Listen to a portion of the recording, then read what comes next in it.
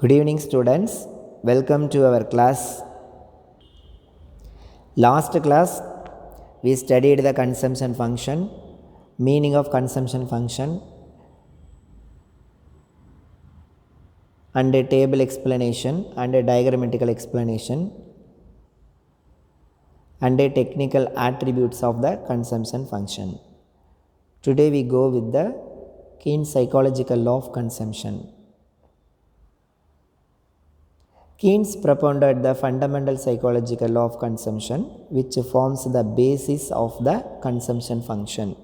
So next we go to Keynes psychological law of consumption. Keynes psychological law of consumption is the basis of the consumption function. Already we studied the meaning of consumption function. What is the meaning of consumption function? Consumption function is the relationship between consumption and income. Okay, C equal to function of Y. That is consumption function. Today we discussed the basis of the consumption function. What is the basis of the consumption function? Keynes' psychological law of consumption is the basis of consumption function. So next we go to the meaning of psychological law of consumption. Keynes stated that the fundamental psychological law upon which we are entitled to depend with great confidence both prior from our knowledge of human nature and from the detailed fact of the experience. Our previous knowledge and our previous experience, what we do is that men are disposed as the rule and on the average to increase their consumption as their income increases. In our previous knowledge and previous experience, what we do, our income is increases, our consumption is also increases. It is the quiet nature. But one thing, not by as much as the increase in their income. That is the notable point. Our income increased, our consumption also increased, but not in the same level. The law implies that there is a tendency on the part of the people to spend on consumption less than the full increment consumption. We could not ready to spend our full increment income to entirely to our consumption. We only spend the less amount of our increment income. Okay, it is the nature, it is the psychological condition of our human being. Next, assumptions of the law. Keynes' law is based on the following assumptions. What is assumptions? Assumptions is the conditions. Only through these conditions the law is applicable. The first one, Ceteris paribus. Ceteris paribus, what is the meaning of ceteris paribus? The other things remaining same. Constant extraneous variable. The other variables such as income distribution, taste, habits, social customs, price movement, population growth, etc. don't change. Only consumption depends on income alone. These are the other things of affecting the consumption. So the other things are remaining change. Only change in income is affected the change in consumption. That is the basic concept of this law. Next one, existence of normal conditions. The law is only applicable in normal conditions economy. The law holds good under normal conditions. If, however, the economy is faced with the abnormal condition or extraordinary circumstance like war, revolution, or hyperinflation, what is the hyperinflation? That is the income in price level is very high.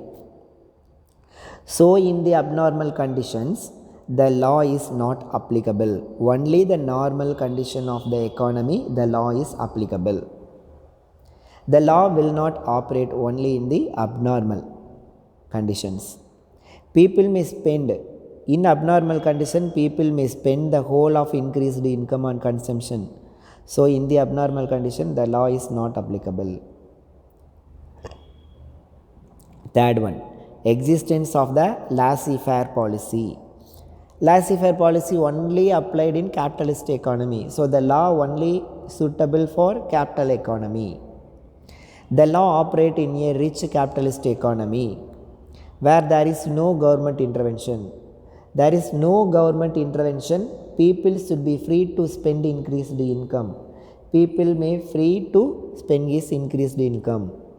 In the case of government intervention, the law is not applicable. The government regulate the private enterprises and consumption enterprises. The law is not applicable. The law breaks down. So these are the conditions or assumptions of Keynes psychological law of consumption. Next one, preposition of the law. There are three prepositions. The first one, very simple prepositions. When income increases, consumption expenditure also increases, but by a smaller amount.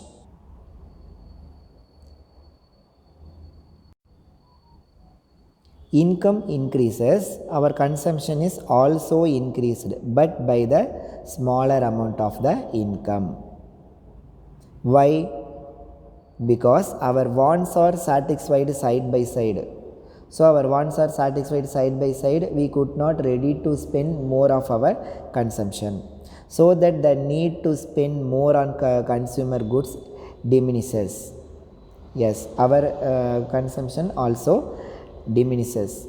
So the consumption expenditure increased with the increase in the income, but less than the proportionately.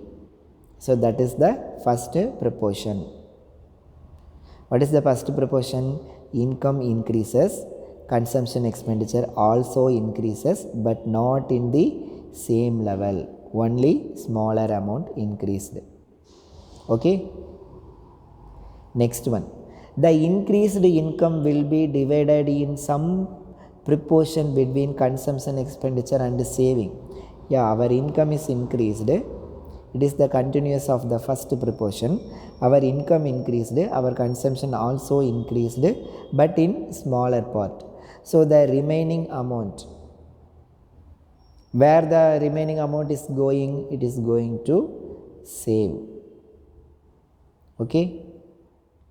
The increased income will be divided in some proportion between consumption expenditure and saving. This follows from the first proportions, because when the whole of increased income is not spent on consumption, whole of increased income not spent for only in consumption, so the remaining is going to saved. In this way, consumption and saving move together.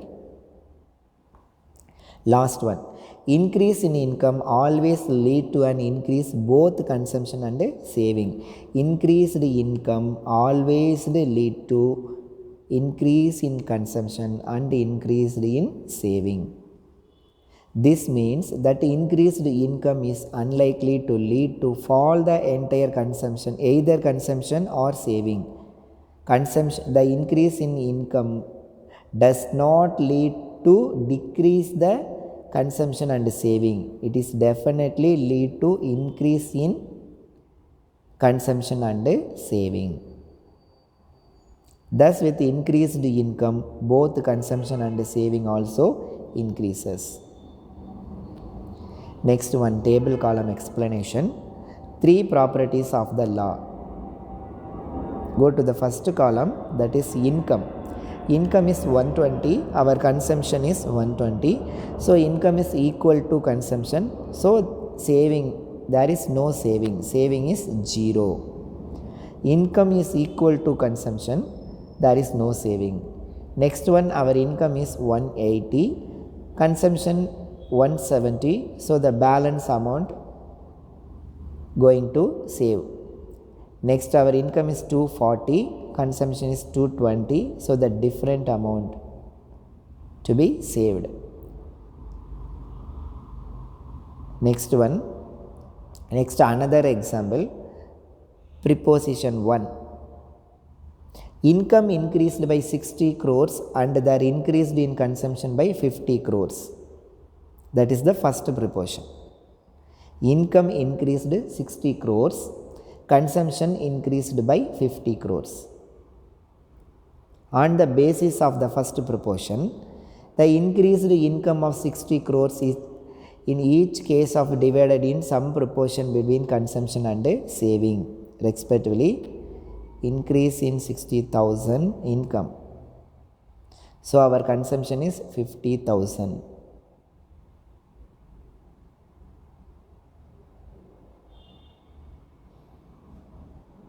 So balance 10,000 going to save.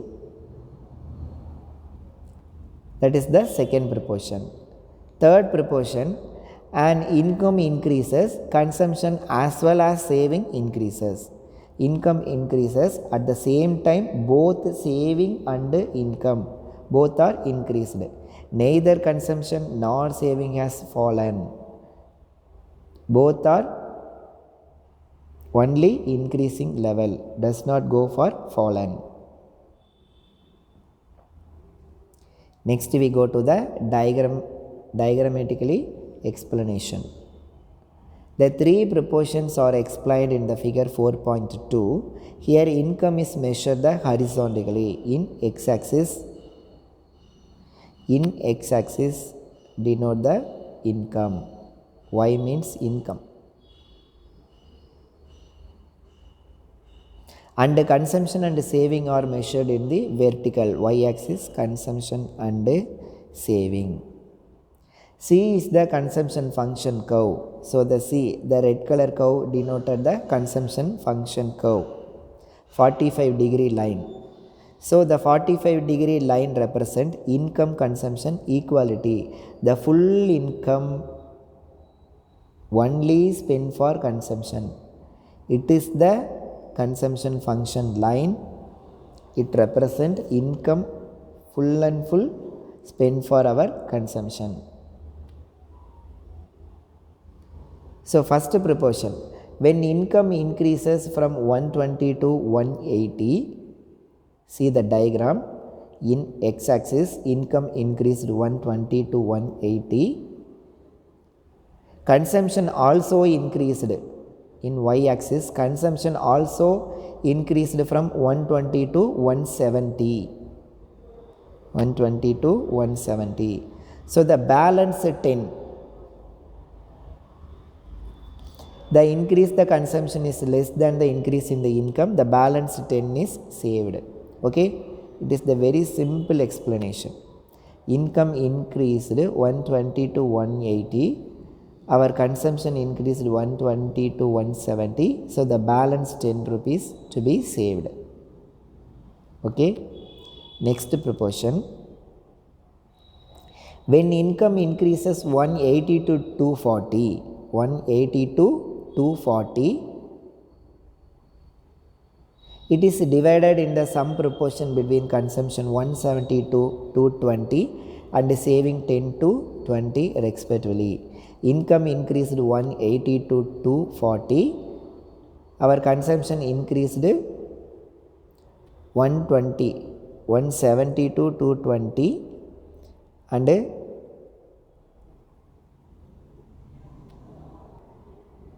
and saving 10 to 20 increased. Last proportion, increased in income 180 to 240 lead to increased consumption 170 to 220, increased saving 20 and 10 than before. It is clear from the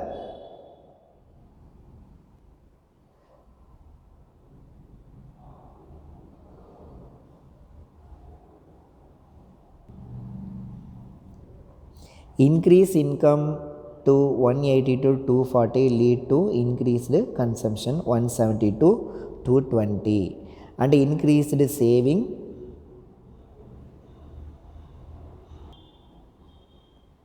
and increased saving 10 to 20. Okay, okay. It is the clear from the widening area below the C curve. Below the C curve, the widening area. So this is the saving part.